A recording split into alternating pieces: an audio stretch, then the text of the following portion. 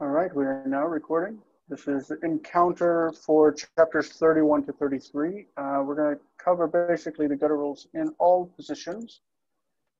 31 covered gutturals in first position in the root, 32 in the middle, and 33 is the final position. We're just going to put them all together and ram through it as quickly as we can. So here goes the presentation. Whoever shows up along the way, they're welcome to join us, but we need to get started. So here we go. We're going to look at guttural letters. Okay. So we encounter on page 393 of the textbook 4 rules for gutturals. Just by way of reminder, the gutturals are aleph, hey, chet, ein, and sometimes resh. Resh is a virtual guttural. So here we go. Gutturals don't double. All right, we know that. Can't say all L, like two I's, and two Alephs, and whatever. Gutturals prefer A-class vowels. That is, if they have a choice, they will replace an E and I class with A. Think of, trying to think of an example real quick, and I'm not coming up with one because I'm pretty exhausted. Let's see. We know that when there's a long vowel like nasa, he traveled. In the present tense, the long vowel for the pattern like shomer becomes nosea with the a on the end, the furtive patach. The gutturals pull an a vowel. Like gavoa is the same pattern as gadol. Gadol is big. Gavoa is tall, but it's the same vocalic pattern. It's just that the a comes from the guttural, the mapike. Gutturals often take composite shva, where normal letters would have a vocal shva. They take composite. Sometimes even where a normal letter would have a silent shva, a guttural will take a composite. Like in the name Yaakov, the second a, the a underneath the ayin is technically, it would be in the place of a silent shva. But it's closing the syllable, but it takes that the composite shva. And aleph likes to quiesce. That is, it likes to disappear and not have a consonant. Like if it would have a silent shva, it tends to like lengthen the vowel in front of it and then disappear. So let's look at some examples. Shva and gutturals. The main issue with gutturals is, of course, dealing with shva. In other situations where we don't have shva, gutturals act most of the time like other letters. But when we have shva, we have issues. Why do you think that would be the case? I asked there, why is this the case? Why do you think that happens? It must be something to do with the pronunciation, but yeah, because the shva, well, I would say it's shva and also the doubling. The dagesh also presents issues. But shva, because it's kind of hard to have a silent vowel on a silent consonant. You know? Right. And a lot of the consonants the gutturals are silent. There's some sound in the throat. So I put together these patterns with roots to go through and just look at how they're affected. The normal pattern for the imperfect third person masculine singular is yiktol. You could have yiktol or yiktal. These are, see the pattern here, yiktal, and the pattern here, yiktol. It really, most of the stative verbs have a, and most normal verbs have o. And Word is joining us now. There good, I'm not the only one here now. Yeah. Howdy, welcome. We're just John. getting Hi, into, we're getting into this issue of patterns and how they are affected by the presence of gutturals. So I've put together these boxes here so we can like unveil how they look. Yiktol is the future, right? The imperfect. How would it look with amad? Like it's yiktol, so we would assume it would be yi mod, ye mod, with the ayin as a silent vowel.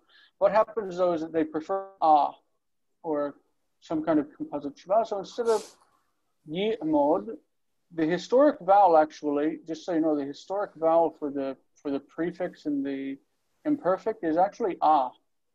Historically, this would be yaktul. Yaktul, for whatever reason in Hebrew, became yiktol. But historically, it was yaktul. So this root actually maintains that. And so it's ya amod. Instead of ye amod, ya amod. And that's what the form looks like. Ya amod. Okay, that's he will stand. So you see how the ayin is affecting the vowel there? You see what's going on? The first person, ektol, for amad, instead of it's emod. Emod. Emod, I will stand. Does this look familiar to you at all? No? Not really. I can't say it looks familiar, but it doesn't look strange. All right. Well, so the third person is ya'amod, the second person ta'amod, and the first person emod. Okay. I think a lot of Israelis would say a'amod, but it's supposed to be emod. Oh, I uncovered that before I wanted to. Ktaltem is the pattern. That's the third masculine plural, or the second masculine plural, excuse me, of the perfect. Ktaltem. If we had achal and we put it in that pattern, the chal tem is fine, but the aleph on the beginning can't have that vocal shva. So how do you think it would be instead of ktaltem with achal? We've gone over this before. Presumably It'll be a composite schwa. And it would sound like? Patah composite? Yeah, achaltem. Achaltem. So that's the principle, is that instead of having a vocal shva, it prefers a composite shva. Okay. Amar, we have seen so many times, and he said, and he said, and he said in our readings. What happens with the yiktal, whenever it's the root amar or achal or any of the others, it's a bit different. Do you remember how we read, and he said, and God said to Moses, and he said, Vayomer. Vayomer. Okay? The imperfect of this verb is yomar. Yomar. Yomar means he will say. Okay? Imagine if you replace that yod, yomar, you replace the yod with an aleph for the first person, ektal. And you want to say, I will say. Yomar, how might it sound if you had aleph instead of yod?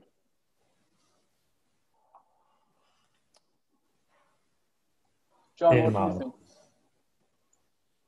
What's that? I would say emal, but with a composite schwa. Okay, let's just replace the yod. Just take the yod off and add aleph. So 2 olives? Imagine that, yeah. How would it sound? Would be a composite schwa under the very first olive. Don't change anything. Don't change anything. Just take the yod away and put aleph. The omal. Omal. Omal. When we would have the 2 olives like that, the first one of them that becomes quiescent just blends in, it disappears. And we have omal. Omal means I will say. The same thing happens with eating, where it would be yochal, yochal, he will eat, and ochal, I will eat. Ochal. Jason, I'm puzzled going back to the the Yomar, where the Holam came from. I don't know. What they say, historically, they say, you know, that the prefix was ya, and since the aleph is quiescent, yamar, ya, the aleph is quiescent, it lengthens the vowel in front of it, which becomes kamatz, yamar. And with the Canaanite shift, many of the kamatz sound in historical Hebrew, in the Canaanite branches, became O. Oh, yeah, So, I read about them. like shlam, peace, became shalom.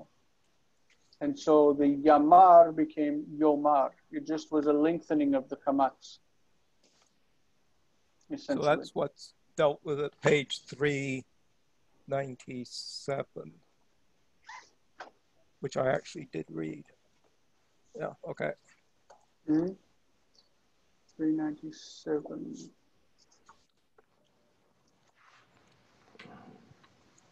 Yeah. The historic pattern yamar lengthens whenever the aleph quiesces and then becomes O with the Canaanite shift. Yeah. Okay. Next, yiktal with a chet in the beginning. Instead of E, it's going to become E. So yiktal becomes yechzak with the composite shva instead of the regular shva. Yechzak means he will be strong. When it's the plural, yiktelu is the pattern, yiktelu. We're going to have that silent shva under the zayin. And so this, from the composite shva, becomes a full vowel. Yechezak becomes yechezku. Yechezku. Yechezku, they will be strong. Okay? The idea is for you to get a feel of the basic rules of what happens, not to understand what's going on with everything, but just to look at it and say, oh, okay, it's a guttural, so I can expect composite shva, but it's still kal. Even though it has a or e, it's still kal. It doesn't change it to hifil or something like that just because it has this. Okay, and matsati is katalti, the pattern, katalti, matsati. Notice the aleph is quiescent and the vowel lengthens. Okay, it rejects the shva and the vowel lengthens. So it's matsati. Matsati, I found. Okay, let's review the rules real quick because Ward wasn't here. Gutturals don't double. Okay, the ayin won't take the dagesh, resh, hey, and whatever. Gutturals prefer A-class vowels. Okay, they often take composite shva instead of simple shva. And aleph tends to quiesce if it was in a situation where it had a silent shva. Okay? All right, so back at it. I wanted to look at the expression for lengthening days, elongating days. It means have a long life. To lengthen days means to have a long life. So it comes from this adjective, aroch. Aroch means long. If it's feminine, it's aruka. The O becomes U, aruka. Aroch, aruka. The noun that is formed from this adjective is orech. Orech means length. Okay, orech. Orech yamim, or we hear the expression length of days.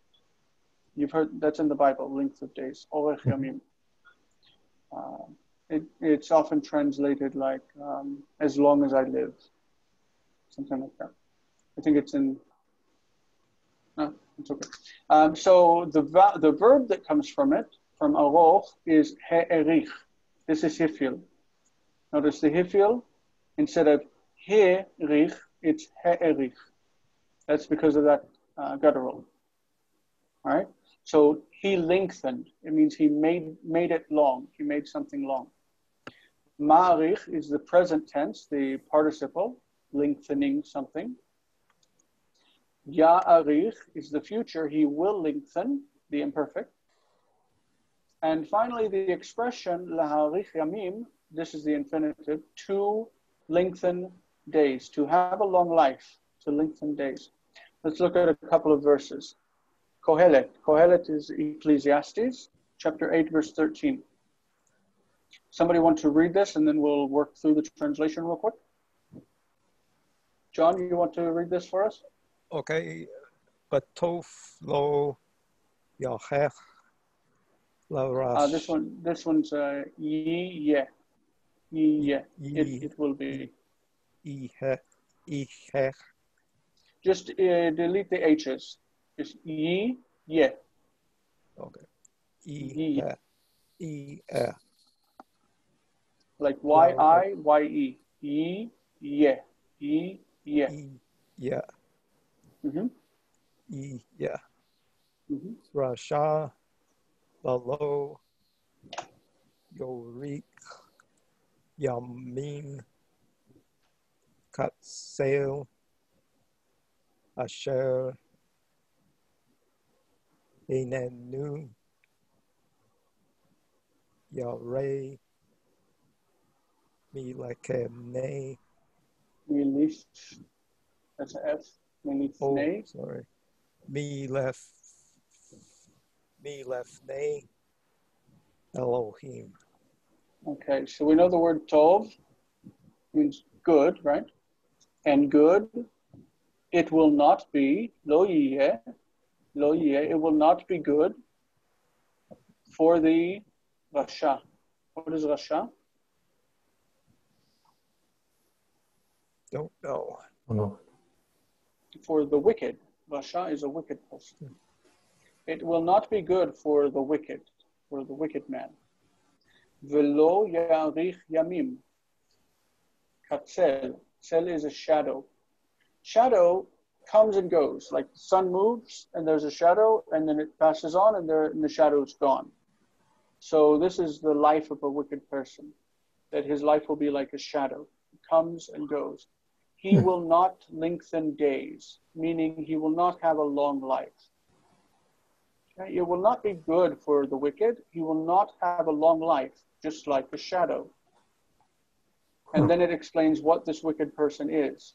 Asher enenu yare milifnei Elohim. Who does not fear from before God. Okay, he has no fear of God. So if we put it together more colloquially, it says it won't go well for a wicked person who has no fear of God, and like a shadow, he will not have a long life. Okay? And that it brings up also Isaiah 53. We have that the chapter of the suffering servant. It says, Ward, do you want to read this one? Okay, im tasim hasham nafsho. Okay, that's the first phrase. Im tasim asham nafsho. Nefesh is masculine or feminine? Do you remember? Nefesh, soul. Don't remember. It's a feminine word. The words that deal with the soul or the spirit are generally feminine. Ruach, nefesh, neshama. So the soul, his soul. Hi, Hoshea, welcome. So we have if. I take this as the subject, nafsho, his soul, because tasim is it can be feminine third person, right? So if his soul will make a guilt offering, asham is a guilt offering. If his soul will make a guilt offering, he will see offspring. That is, he will have children. He won't die without children, right? Yarich yamim, he will have a long life. Yarich yamim. V'chefetz Adonai, and the will of God, chefetz Adonai, biyado yitzlach. The will of God will find success in his hand, or will be successful in his hand. So Ya'arich Yamim, that's the idea there. Ya'arich Yamim is to have a long life, to extend your days. Okay? So we're going to look at a few verses from Exodus 3, just a few. We're not going to do like we normally do. We're going to do a bit different. So Exodus 3, some explanations. This is where Exodus 3 is the chapter where Moses comes upon the burning bush and receives his first revelation of God. So Hosea, you just came in. Do you want to read this sentence for us? You got to go off mute though. There you go. But we don't hear you still. Okay, I'm sorry. Okay. Vayavio El Har. This is that's not an I. I'm sorry. That's it's an accent called Tavio. Vayavo. Okay. Just so you know, it's impossible for one letter to carry two vowels. Yeah, it can't happen. Vayavo El Har HaElohim Horeva. Horeva. Any idea what Horeva means? Towards Horev. Yes, Horeb, the A is directional, right? So this means, and he came into the mountain of the Lord, the mountain of the God. The mountain of God, towards Horeb. Yeah, so he, of course, here is Moses. He came unto the mountain of God, to Horeb. Great. Second verse. John, you want to grab this one?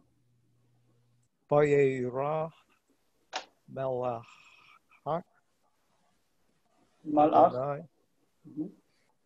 Adonai Elav.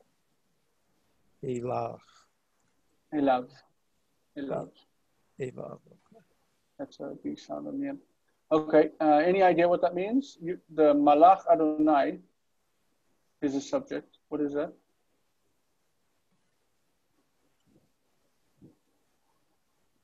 Have you heard the word Malach before? With the aleph in the middle? No, all that pops to mind is Malachi the prophet, and that's nothing to do with this. Yeah. No, it does. What does Malachi mean? Malachi. Malachi, it means my messenger or my angel. Okay, so Malach is angel or messenger. So the angel of the Lord, blank to him. Right. Can you guess what root this comes from? The vav is obviously a prefix for the verb tense, vav consecutive. The yod is the imperfect performative, right? And so we're left with resh ayin.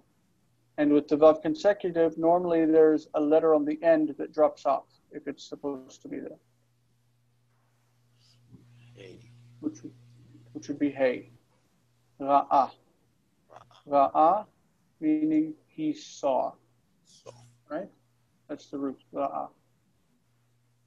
But it's not kal because we have that a-ah, it's actually nifal, which means he appeared. So the angel of the Lord appeared to him. And him there is Moses. The angel of the Lord appeared to him. And Ward, we've got one more verse there for you.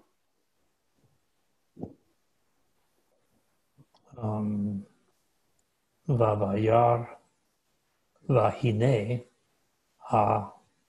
Hasne Boer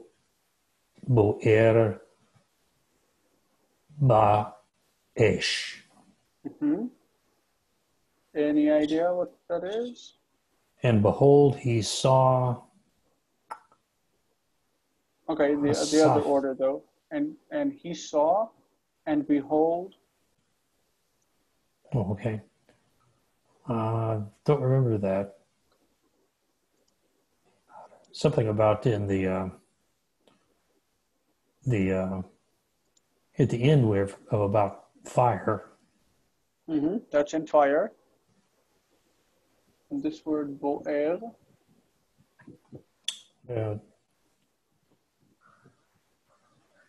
Don't know those two. Well, it's Exodus chapter 3, and Moses, his revelation from God has to do something with fire. It's got to be a burning bush there somewhere. Burning. Bo'er is burning. And sneh is the word that's used here for bush. Oh, Sneh. okay.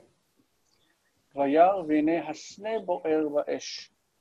So, and he saw, and behold, the bush was burning with fire. Okay? All right, so we're going to pull these three verbs, vayavo, vayera, and vayar, and look at them individually. Okay, so we're looking at these three verbs, vayavo, vayera, and vayar. Those three there. I took the accents off of them so you see them without the accents. Each one of these ends with aleph. That's a nice thing, but they're not exactly all the same. Vayar and vayera come from the same root, resh, ayin, hey, but vayavo comes from bet, vav, aleph.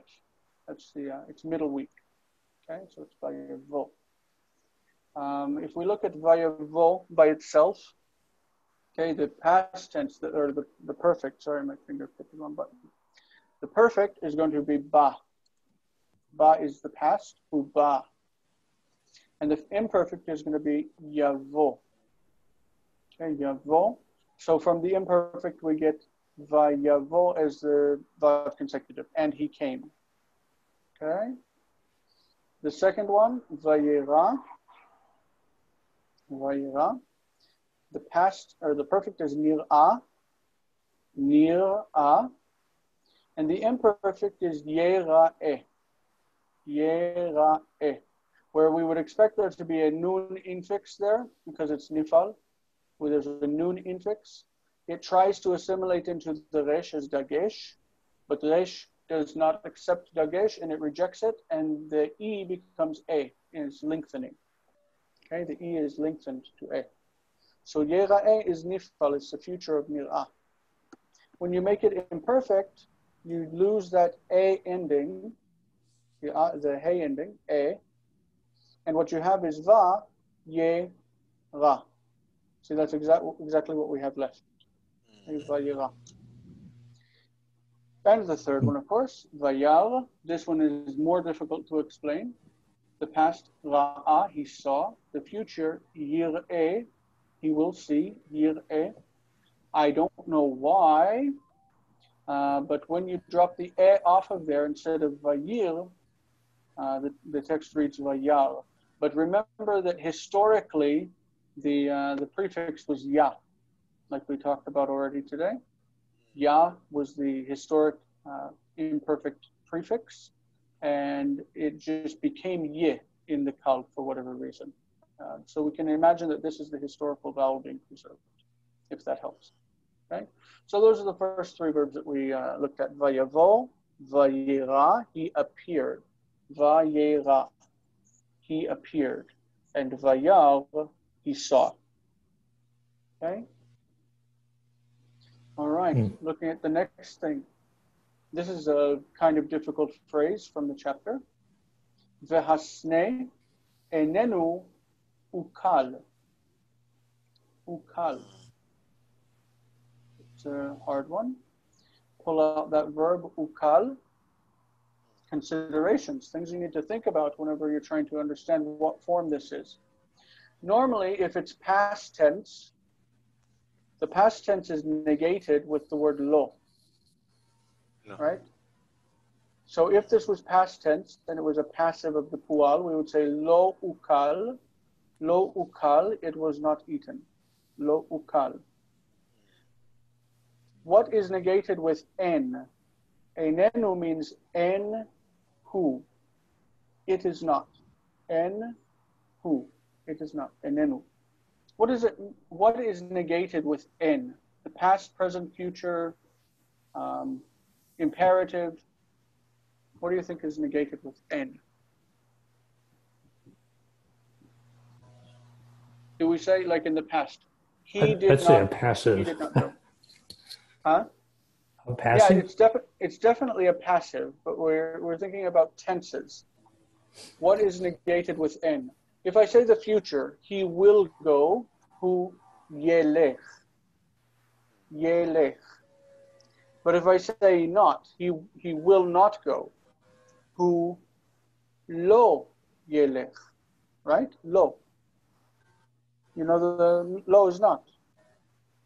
Mm-hmm. So halach, hu halach, he went. I would say hu lo halach, he didn't go. Lo halach. Right? Hu lo halach, he didn't go. If I tell you, do not go there. Okay, I'm going to, in the negative imperative, I'm going to use the future. I'm going to say telech. I'm going to say al telech. Al telech. Do not go. Al telech. Okay, makes sense? All right, but what do I negate instead of with lo or al? What do I negate with n? We said n means not, right? Yeah. N means not.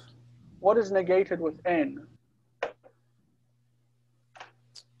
Not the future, not the past, not imperatives. We lost word for a second.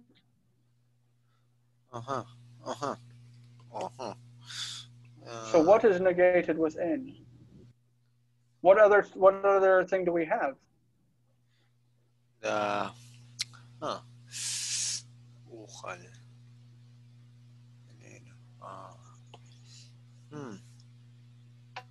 It's not the past, it's not the future, so it's the present. Present, the participle. The only thing that we negate with n is like participles, right? Okay. We say, enenu ba, he is not coming. Enenu holech, he is not going. Enenu ochel, he is not eating. So enenu ukal, the word ukal must be a participle. It can't be a past tense form. The bush is not being consumed. It's not being eaten by the fire. Okay? So considerations for understanding this. Number one, it's negated by n, not by lo, and not by al, not by bal, not by bilti. There are several ways to negate things in Hebrew, but n can only be used with participles. Okay, or you can in a verbless clause. It looks like pual. Doesn't it look like pual? It's the dagesh in the middle. It's got the u, it's got the a. It looks like pual. But it doesn't look like a pual participle, because a pual participle would have a mem prefix. Me'ukal. Me'ukal. So it's not a pual participle. And there is no PL of the root achal. Achal would, in the passive, normally be in the nifal, ne'echal, eaten, ne'echal. So this is an odd form. And looking at these three things together tells us it must be a participle. It looks like the pual. Hi, word, welcome back. Sorry, you've missed a bit here. It's negated with n, so it must be a participle. It must be passive, and it looks like pual, but there is no PL, so it's not pual, because PL and pual are paired together. If you have a PL active, you have a pual passive. They go together, right? So it's unusual to have a pual passive when there is no PL of that word. So what is it? We talked before about a kal passive. Passive. That historically there was a passive form of the kal, and that it dropped out of use. This is one of those examples. Ukal is a kal passive participle. Kal passive participle. It's an odd form, and it's fun that we got to run into it in the chapter. I wanted to point it out and show you why it presents problems for people whenever they try to deal with it. All kal passives, look either like the pual or they look like the hufal. They will look like one or the other, but they aren't. And you know it because the roots are found only in the kal, or generally in the kal, and that, like lakach. Lakach, we see the word lukach in the Bible. Lukach. It looks pual, but lakach only happens in the kal, right? It doesn't happen in the PL. The passive of lukach today is nilkach, but whatever. So, Jason, I've been looking at the nu at the end of eineh, and I'm sure there's a simple explanation, but it's n with a suffix meaning him. Nu means him. The form enenu can either be en anachnu or en hu. This is an ambiguous form. It can be not we or not he. But it is an alternative form as well, because you could say enno with a vav without the nu. Enno also means not he. In this case, the snake is masculine. So it says, and the bush, not it, being consumed. Okay. It's just like, if you look at the personal suffix endings, I think you might have missed that section. Object suffixes, it's in chapter... Yes, I was away from that class. I've looked at chapter them, 22. But, yeah. They will deal with this specific type of form. The question would be answered on page 281. It says that there's an assimilation with an infixed nun. So the unassimilated form would be enhu for third masculine singular. That becomes enu. You see yikadeshenu. Yikadesh means he will make holy, and yikadeshenu, he will make him holy, or it. You see what I'm looking at? Yes. Yep. And then if you look at the first common plural at the bottom of that table, it's ennu with two nuns, ennu unassimilated. When it becomes assimilated, it's ennu. It looks exactly like the third masculine singular. Yep. And so that's why this form is ambiguous, because it could be third masculine, 3ms or 1CP, third masculine singular or first common plural. It could be either one. Ward, you're having trouble hanging on today. But to your great benefit, we're taking a lot of time on this slide. All right, so I just wanted to make sure to point this out and show you why we have problems identifying it, because the kal passive dropped out of the language. And so we only see remnants of it in specific contexts. And we know that it exists because of the difficulties of the form. Okay, that it's, in this case, it's negated with n, which doesn't happen with the past tense. Ukal looks like a pual past tense. Jason, this raises another question, using the participle to convey something in what we would call the present tense, as opposed to using an actual verb in, I'm not sure what tense. Well, in this case, whenever you use behold, like we saw that the verse said behold, right? Yeah. Let's go back to it. Vayar vehine hasne bo'er ba'esh. And the next line is V'asne enenu ukal. Like that goes together. And behold, the bush burning in fire and not being consumed. So it uses two participles, bo'er, and it uses ukal. These are both participles. I wouldn't say that it's necessarily a present tense, but it's certainly verbless, like it's acting like verbless with a participle, ing. The bush burning in fire and the bush not being consumed. The tense would have to be implied from the fact that vayar is in the past. So vayar is he saw, and so it leads to the conclusion that this is also in the past. You know, in a large sense, Hebrew is mostly tenseless. But the Vav consecutive really does function in 95% of cases, maybe even higher, as a real narrative past tense. That's the only real tense that we can be sure of. The rest of them depend on the context for telling you the tense. But we can get into that in the next course, because the next course would be dealing with readings and analysis. So it's something that would have more time to deal with that kind of thing.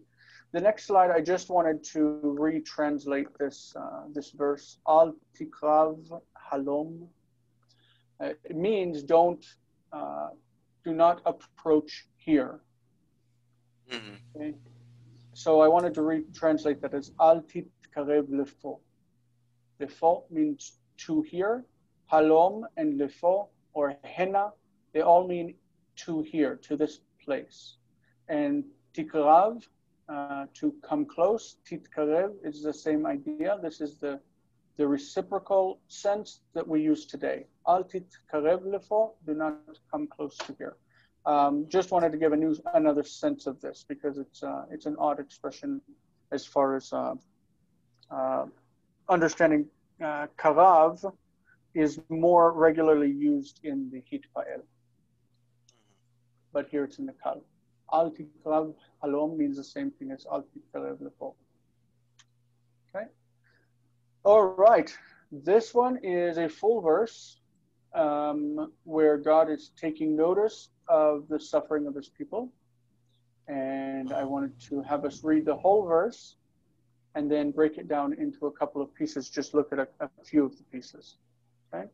So, vayomer, this is a verb we see all the time. Vayomer, Adonai, ra'o, ra'iti. Notice that o.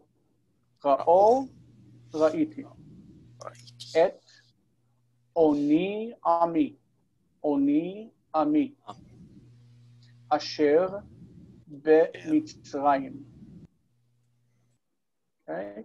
Vayomer, Adonai, Ra'o ra'iti et oni ami asher b'mitzrayim.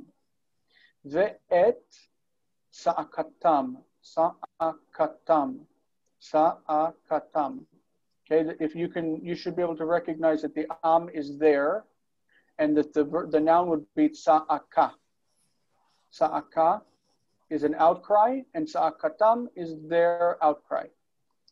Okay, shamati. Shamati. Mipnei nogasav. This is a call participle, noges, and it means a taskmaster. Okay. Ki yadati, like shamati, yadati, that's a guttural, yadati. Et mach-ovav. This is from the word ke'ev, pain, ka'av, something hurt. Ka'av. Mach-ovav is their pain or their hurting. All right, so let's back it up and pull out a couple of things. First is this expression, ra'o ra'iti. Ra'o Ra'iti. Vayomer Adonai ra'o ra'iti. What is ra'o ra'iti? What is ra'o? Ra'iti, you know, right? I've seen. But what is ra'o? Ra'o ra'iti. Oh no. Katol. Esau. So ra'a is he saw, but thinking logically, does it make sense to say he So saw, verbal. I saw? Truly. How do I see this? No. Oh man. What is that? No more guesses? Or we keep losing you, man. I thought they strengthened his internet over there. He had them come out the other day.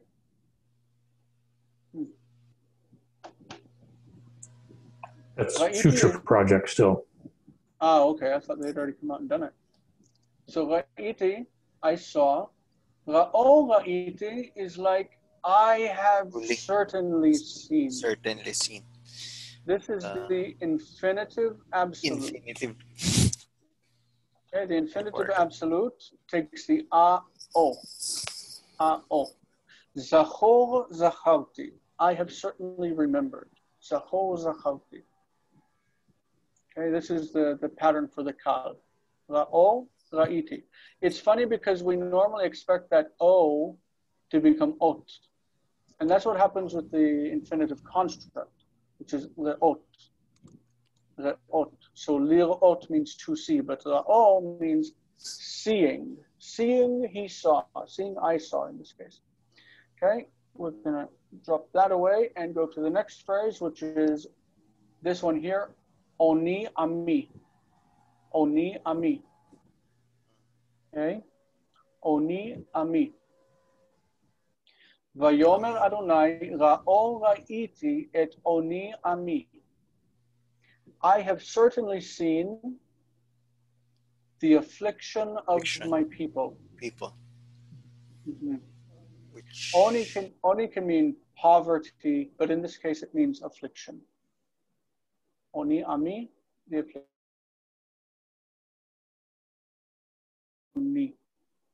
To say I am poor, you say ani. Ani is I, right?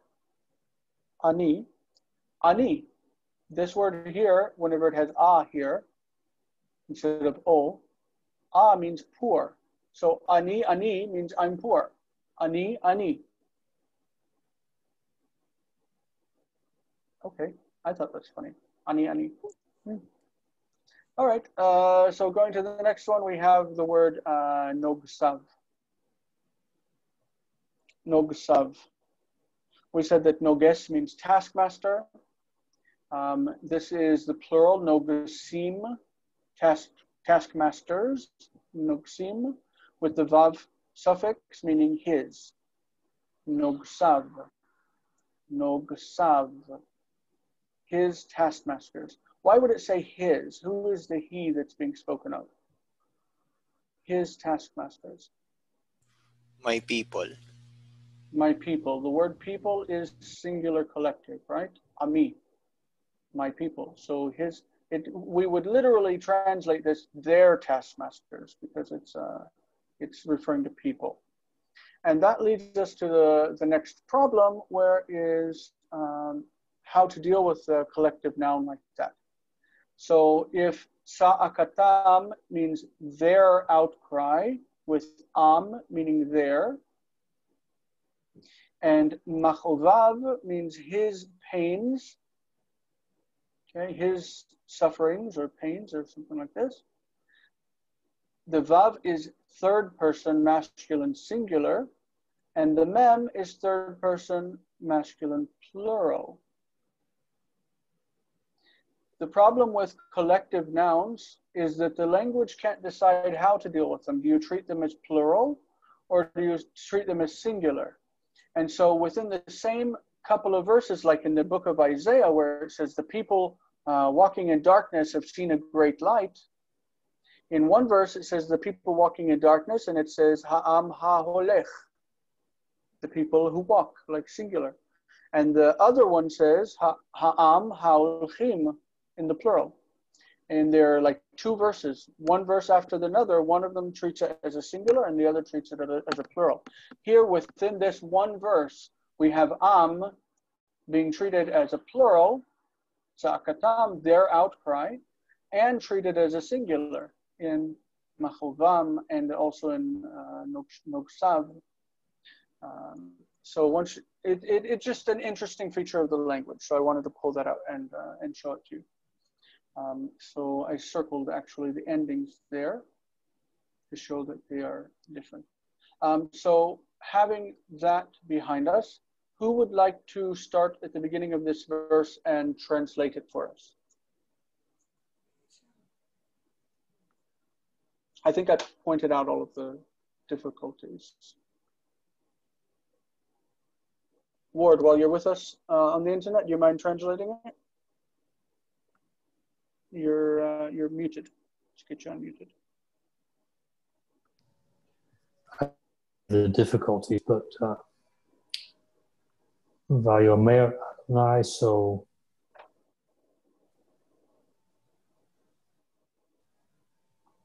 that would be the Adonai said, Mm-hmm. I am seeing. I didn't hear this discussion. Oh, you missed that. I'm sorry. The Ra'iti is the tense. Yeah. I have seen, and Ra'o is the intensifier. It's the infinitive absolute. I have certainly seen. Ra'o Ra'iti. I have certainly seen. I'm probably the wrong person to read this because I literally didn't hear most of this. Okay, no problem. John, do you want to give us a translation of it? The Lord saw.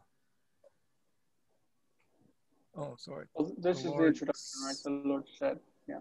The Lord said, I have certainly seen the pain of my people who are in Egypt. Mm-hmm. That's like affliction right there. I've seen the affliction of my people. Affliction of my people who are in Egypt, and forgotten the meaning of the next word.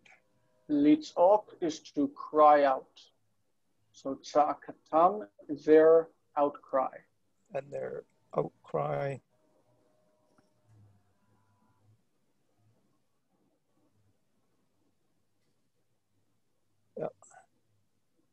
Shamati.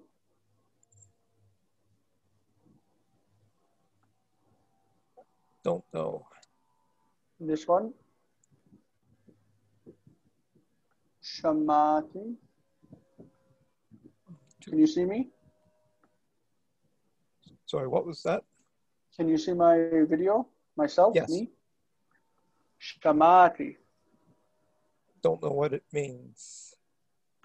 My ear, right? Shamati. I heard. You see my ear? You can't see my video of my face, not my screen. I will bring my you. face. Oh yes, I had you minimized so I could see more of the screen. Okay, so it's shamati, like this. Shamati. And I heard it from the face. Well, I heard their outcry. This has been fronted because he's stressing it. Sorry, okay. I've certainly seen the affliction of my people who are in Egypt, and their cry I have heard. From the face. From, or because of, or from before their taskmasters. That's the word we looked at a second ago. So from they're before. crying out because of their taskmasters. And I've heard their outcry from their taskmasters. Key, because, don't know the next word either. Yada. Can you see? Can you see me? Yada. Your head. But it's what's inside the head, not the head itself. And I thought. I know. I know. Oh. Yadati, I know. And I know their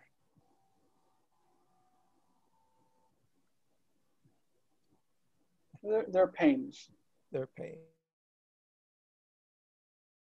their sufferings, their pains, the things that hurt them. So the Lord said, I've certainly seen the affliction of my people who are in Egypt, and their outcry have I heard from before their taskmasters, for I know what hurts them. I know their pains. Okay? All right, this says Sof HaMaslul. That's the end of the path, the end of the course. It's the end of the course. Congratulations, you've made it to the end. This is all, that's it. Next week, on Tuesday, we'll be reading all of Exodus chapter 3 on the burning bush. On Thursday, we will be looking at both of the appendixes of the book. Appendix 1 on the introduction to the Hebrew Bible, which I expect to be really quick and painless because it just looks at the arrangement of the books and talks a little bit about how the versification is different between Christian and Jewish books, but mostly the same.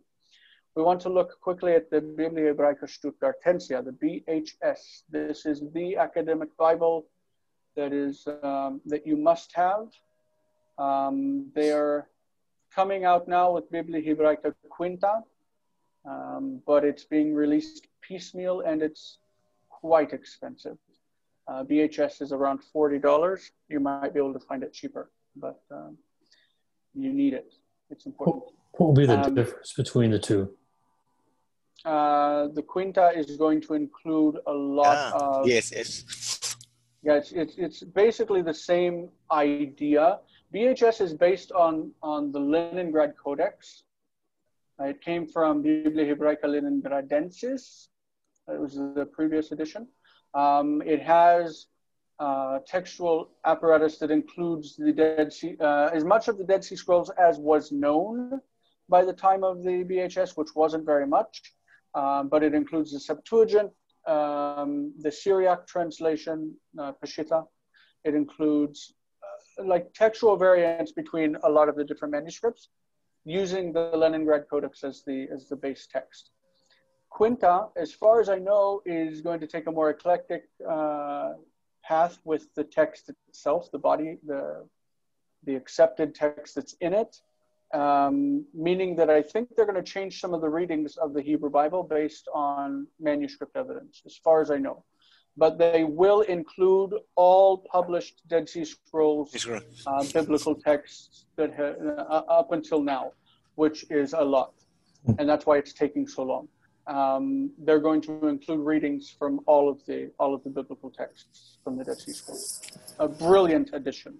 It's really worth it, but very expensive, especially whenever you can only buy them as individual volumes at this point. Yep. So, what's that? Was it coming out very slowly as well? Yeah. Mm-hmm. So. Yeah. I mean, I don't have a single volume because I'm a poor person. Can't Ani, so I can't buy these. Sir Jason, can I ask about the again the Hebrew keyboard on the vowels, because I'm trying to accomplish the wine green assignments. Let me get through what I got here, okay. And then we'll see what we can do with that. The second appendix that we're going to look at is the Hebrew accents. I sent something to the Facebook chat, which is basically a picture from this book. Where did I put it? Okay.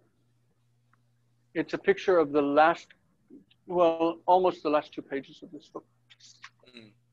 I've got too many books piling up right now. The Art of Torah Cantillation. the last couple of pages lays out the Torah trope in musical notation. Okay, so I snagged a shot of that and sent it to you. We will go over the basic Torah trope phrases and why it's important. It's not something you need to learn to sing, but know that every day, every Saturday, in the Reform movement, it's every Friday night, but in the Orthodoxy, it's Saturday morning. Somebody gets up and reads, they sing out loud the text of the Torah for the week, and they use these accents as guides on how to sing.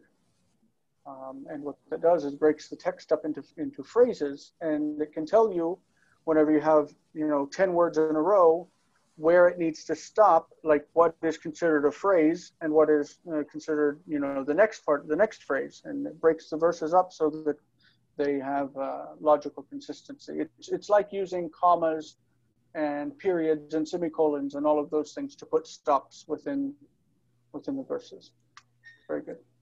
And the following week, which is our last week meeting before the test, we're going to look at Exodus 20, the 10 Commandments. It's the first 13 verses, Exodus 21 through 13. And then the Thursday after, we're going to do a discussion of our daily reading passages, Genesis 1 through 5. We're going to, for the first time, sit down and read through them slowly and translate them and look at how the grammar that we learned applies to these verses that we've looked at so many times. And then we're going to have a short review for the final exam, and that will be it. All right, so that is our last encounter. That is everything that we needed to cover for the first and second course. We have finished Hebrew grammar. The next step is reading and remembering the grammar that we covered. But once you're at the point of reading, then you can like stop and say, okay, so what is this form, and go through it.